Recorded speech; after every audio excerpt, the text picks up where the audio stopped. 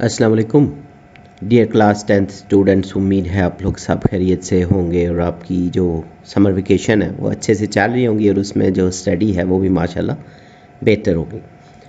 इस वीडियो में हम जो यूनिट 4 है इलेक्ट्रोकेमिस्ट्री क्लास 10 की जो न्यू बुक है फेडरल बोर्ड में, तो इसके जो कुछ टॉपिक्स हैं और उससे रिलेटेड कुछ एसएलओज जो हैं उनको डिस्कस आउट करेंगे। तो मूव करते हैं वीडियो की तरफ। चैप्टर 4 जो है इलेक्ट्रोकेमिस्ट्री।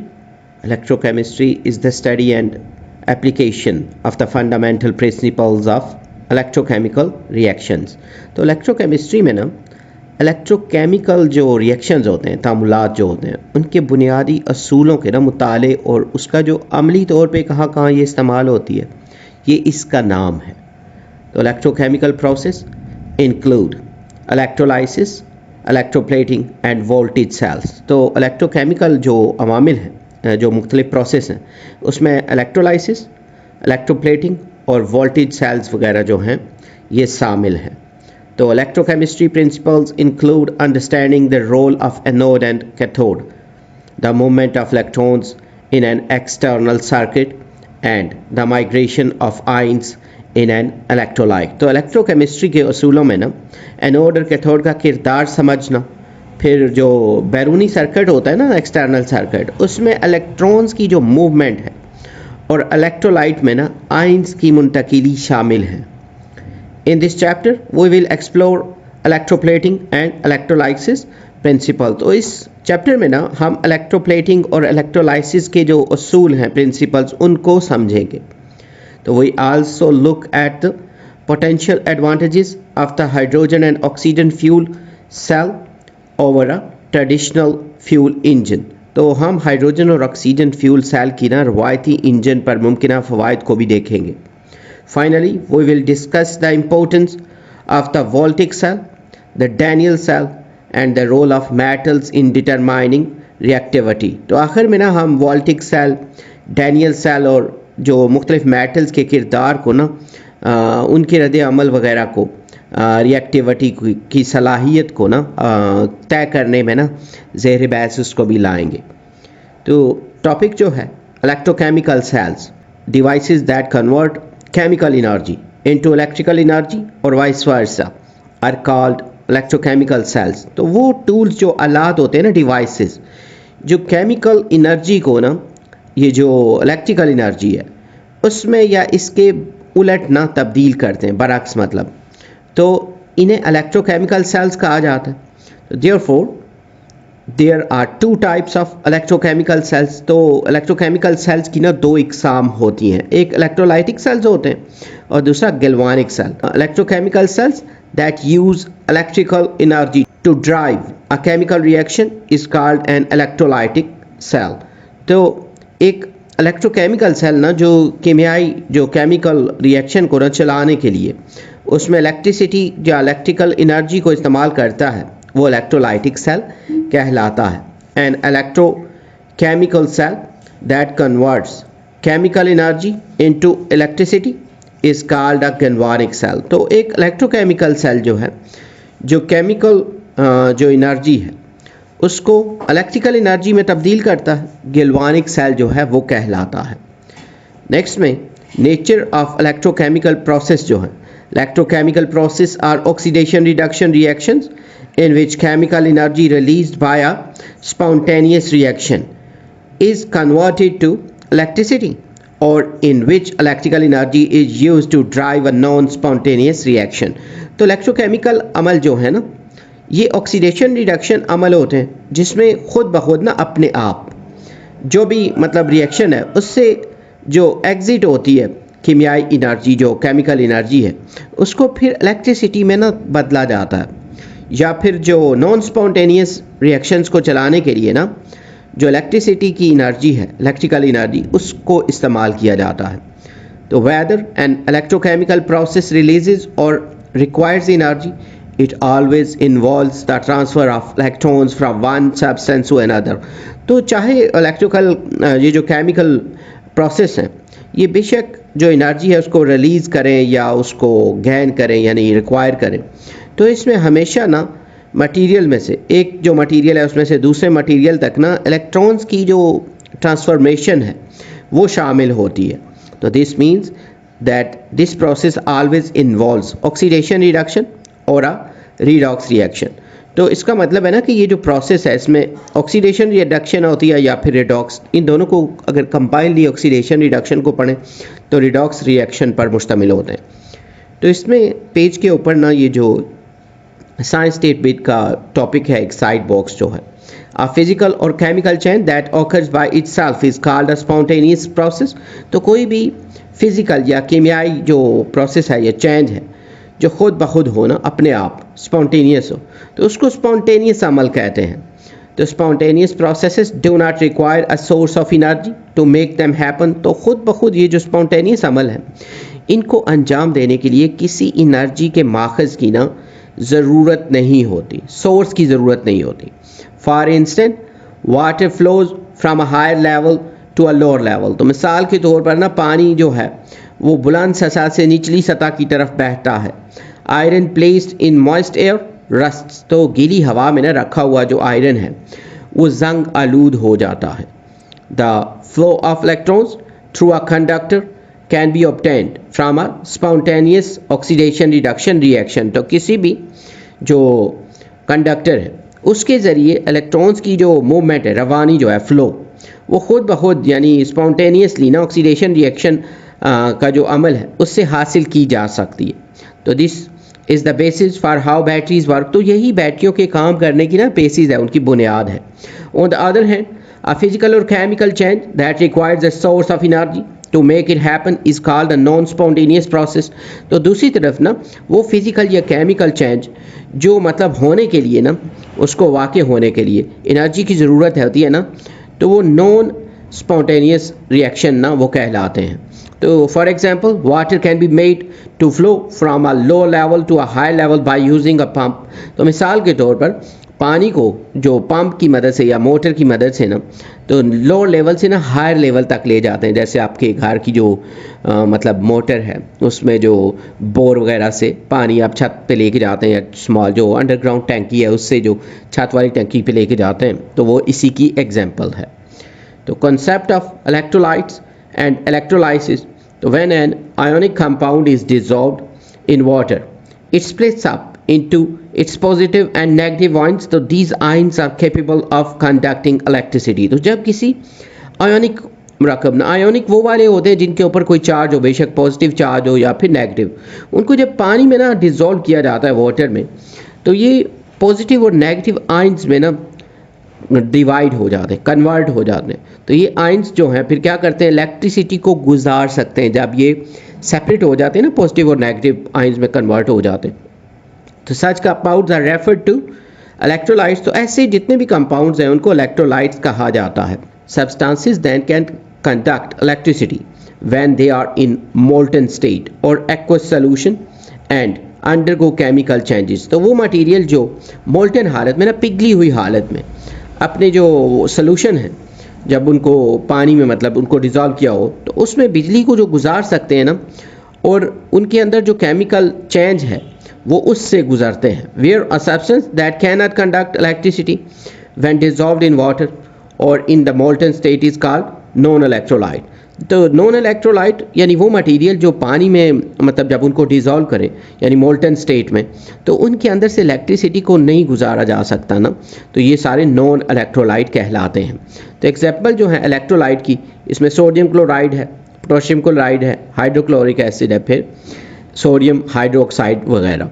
तो इसी तरह जो एग्जांपल्स हैं इसकी नॉन इलेक्ट्रोलाइट्स जो हैं, उसमें यूरिया है, ग्लूकोज है, सक्रोज है, बेंजीन, और इसी तरह की मज़ीद इसमें एग्जांपल्स शामिल हैं। नेक्स्ट में जो इलेक्ट्रोलाइटिक सेल्स हैं, an electrochemical cell in which electrical energy is used to drive a chemical reaction is called an electrolytic cell. तो एक इलेक्ट्रोकेमिकल सेल ना, जिसमें से बिजली को गुजारने के लिए, इलेक्ट्रिसिटी को गुजारने के लिए, इलेक्ट्रिक एनर्जी को ना इस्तेमाल करके, तो ये जो केमिकल प्रोसेस है उसको जब चलाया जाता है तो इसको इलेक्ट्रोलाइटिक सेल कहा जाता है। तो इलेक्ट्रोलाइटिक सेल जो है ये किस चीज़ पे मुश्तमिल होता है, एक वेसल होती है कंटेनिंग एन इलेक्ट्रोलाइट, जिसके अंदर इलेक्ट्रोलाइट को डाला होता है, एक बर्तन होता है ना, तो टू इनर्ट इलेक्ट्रोड्स होते हैं जो गैर फ़ाल होते हैं ना इलेक्ट्रोड्स, और बैटरी होती है। तो इसमें एक फिगर भी शो की हुई है कि electrons move from anode to cathode in the outer circuit.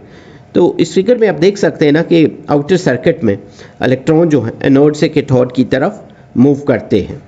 तो in the solution the cations move toward the cathode and anion moves toward anode. तो इस सॉल्यूशन में ना जो कैशंस होते हैं वो कैथोड की तरफ, और जो एनायंस होते हैं ना वो एनोड की तरफ मूवमेंट करते हैं।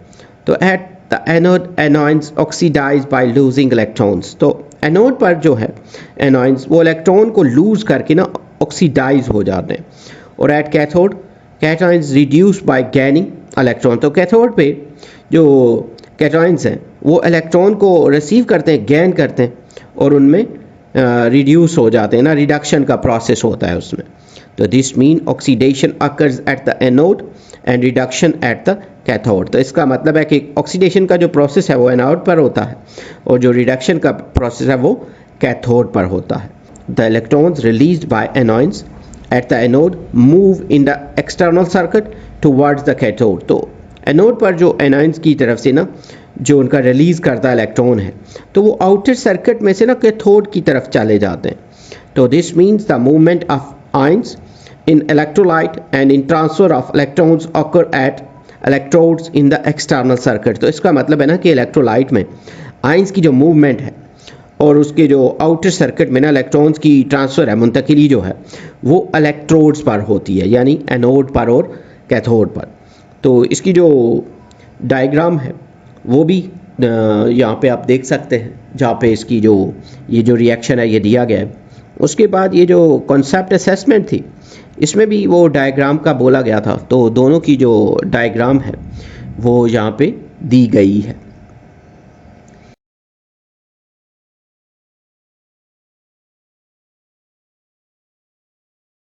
नेक्स्ट में जो इलेक्ट्रोलाइसिस है, electrolysis is the chemical process in which an electric current is passed through an electrolyte either in the molten state or as an aqueous solution causing a non-spontaneous redox reaction to occur।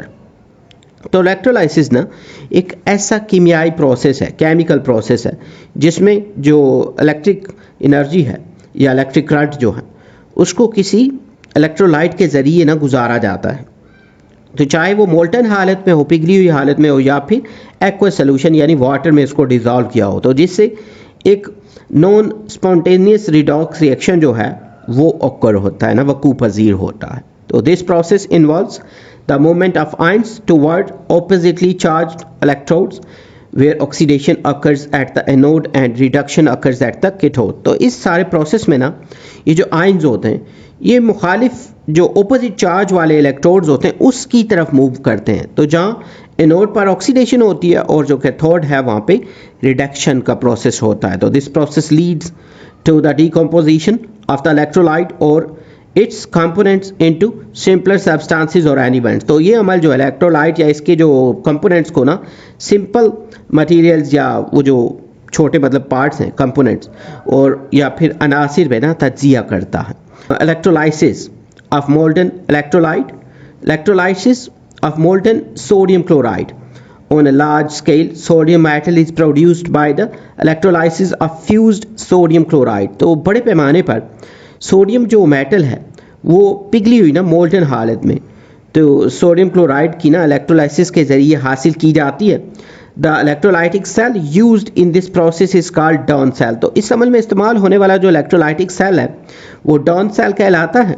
तो don cell जो है uses an iron cathode and carbon anode. तो don cell में ना iron का cathode और carbon का anode इस्तेमाल होता है। तो during the electrolysis the sodium ions are reduced at the cathode to liquid sodium metal. तो इलेक्ट्रोलाइसिस के दौरान सोडियम आयंस जो है कैथोड पर रिड्यूस हो करना उसको लिक्विड फॉर्म में जो होती है सोडियम मेटल उसमें तब्दील करते हैं, उसमें बदल जाते हैं।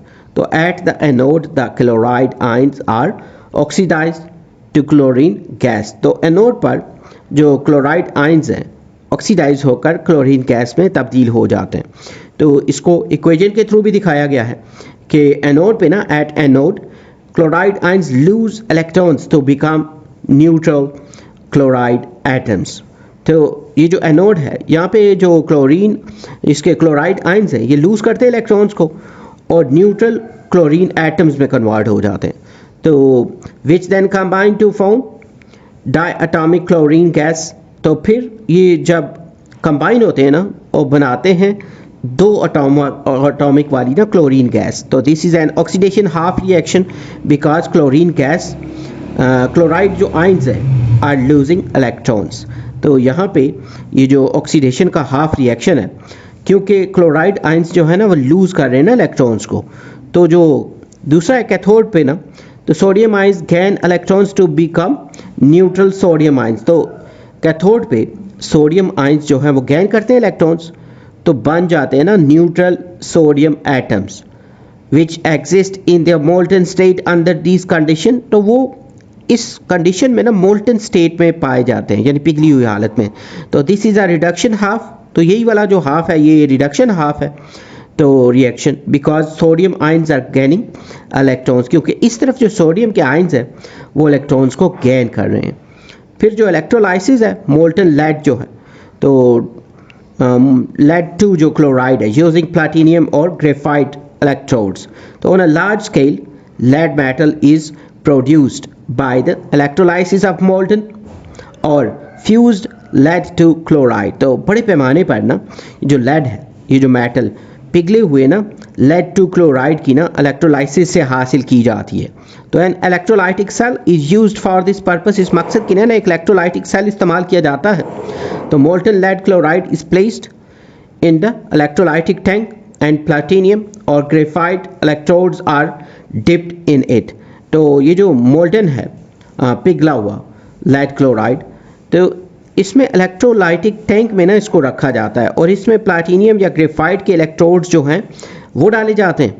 The electrolysis is conducted above 327 degree centigrade which is the melting point of lead chloride. तो इलेक्ट्रोलाइसिस जो है वो 327 डिग्री सेंटीग्रेड से ज़्यादा टेम्परेचर पर ना की जाती है जो कि lead chloride का ना उसका मेल्टिंग पॉइंट है जिस पे वो पिघलता है. तो molten lead chloride contains free lead ions and chloride ions. तो पिघला हुआ जो lead chloride है इसमें फ्री आइंस और क्लोराइड आइंस इस पर ये मुश्तमिल होता है. तो during electrolysis chloride ions move toward the anode and lead ions toward the cathode. तो इलेक्ट्रोलाइसिस के दौरान जो क्लोराइड आइंस हैं वो एनोड की तरफ जबकि जो ये lead है इसके आइंस कैथोड की तरफ मूवमेंट करते हैं. तो at the electrodes following reactions occur. तो इस पे ये रिएक्शन होते हैं कि molten lead is collected at the bottom of the cathode and chlorine gas at the anode. तो कैथोड के नीचे जैसे माया हालत में होता है तो इसको lead को इकट्ठा किया जाता है और एनोड पर ना क्लोरीन गैस जो है वो रिलीज़ होती है. तो ये जो रिएक्शन जिसकी बात अभी कर रहे थे कि एनोड पे ना chloride ions lose electrons to form neutral chlorine atoms. तो एनोड पे क्या होता है कि क्लोराइड आइंस जो है वो लूज करते हैं इलेक्ट्रॉन्स को और न्यूट्रल क्लोरीन एटम्स बनाते हैं which then combine to produce diatomic chlorine gas. तो फिर जब ये आपस में कंबाइन होते हैं तो इससे दो एटम्स वाले ना क्लोरीन गैस जो है वो प्रोड्यूस होती है. तो this is an oxidation half reaction. तो ये जो है ये ऑक्सीडेशन हाफ रिएक्शन है because the chloride ion are losing electron and their oxidation state changes from -1 to 0. तो इसमें होता क्या है कि क्लोरीन जो उसके क्लोराइड के जो आयंस हैं वो लूज़ करते हैं इलेक्ट्रॉन्स को और उनकी जो ऑक्सीडेशन स्टेट है वो चेंज हो जाती है -1 से 0 में. तो उसके बाद जो कैथोड है उसमें lead 2 आयंस जो हैं वो गेन करते हैं दो इलेक्ट्रॉन्स को to become neutral lead atoms. तो इस तरफ ये जो lead 2 के आयंस हैं वो गेन करते हैं दो इलेक्ट्रॉन्स को और वो कन्वर्ट हो जाते हैं न्यूट्रल lead एटम्स में which deposit as solid lead metal. तो फिर ये जमा होते हैं ना एक सॉलिड की शक्ल में ना सॉलिड lead मेटल की शक्ल में. तो this is a reduction half reaction because the lead 2 ion is gaining electrons and its oxidation state changes from +2 to 0. तो ये रिडक्शन का जो हाफ रिएक्शन है क्योंकि इसमें जो lead-2 के आयन्स हैं वो गेन करते हैं इलेक्ट्रॉन्स और इनकी जो ऑक्सीडेशन स्टेट है वो +2 से 0 में कन्वर्ट होती है। तो ये जो हमने पोर्शन स्टडी किया है इससे रिलेटेड कुछ जो SLOs बेस्ड क्वेश्चंस हैं। What is electrochemistry? जो है इलेक्ट्रोकेमिस्ट्री क्या है?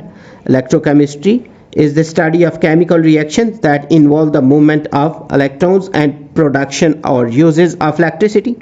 It includes process like electrolysis, electroplating and galvanic cells. तो इलेक्ट्रोकेमिस्ट्री में ना ऐसे केमिकल रिएक्शन का मुताला किया जाता है जिसमें जो इलेक्ट्रॉन्स की जो मूवमेंट है और इलेक्ट्रिसिटी का इस्तेमाल, उसके बाद उसकी जो प्रोडक्शन है वो भी शामिल होती है, और इसमें इलेक्ट्रोलाइसिस, उसके बाद इलेक्ट्रोप्लेटिंग और गिल्वानिक सेल्स जैसे अमल जो हैं ये शामिल होते हैं।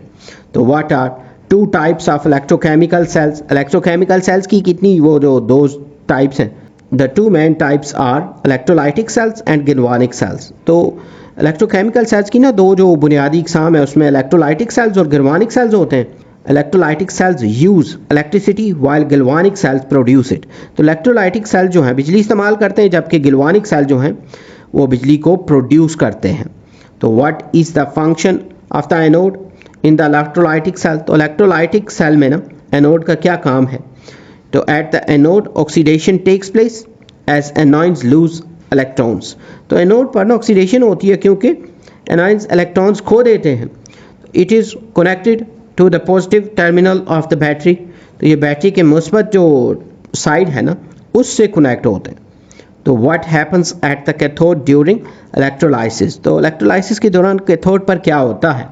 Eight the cathode cations gain electrons and reduction occurs. तो कैथोड पर जो ये कैशंस होते हैं इलेक्ट्रॉन्स हासिल करते हैं और रिडक्शन होती है इसमें।